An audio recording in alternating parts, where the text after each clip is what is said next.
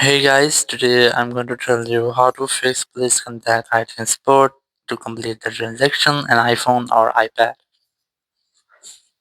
If you are using any iPhone or iPad and you're trying to add your payment method into your Apple ID, but you're facing this type issue that whenever you try to add your payment method, you see a message that you have to contact with iTunes support to complete the transaction.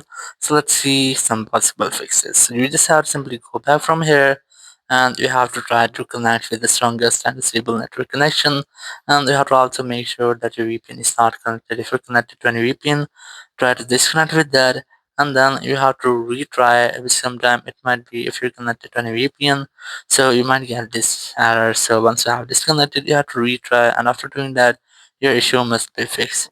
If it's still not fixed, you have to open your Apple Store app.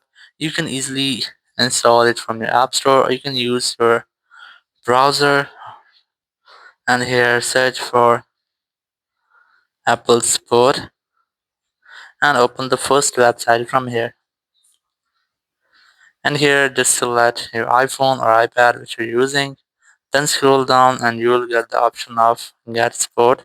Just tap on Start Now and that's Get Support, or you can easily download Support app from here. I'm going to tap on the Start Now option. I have downloaded Apple Support app, so it is opening in my app.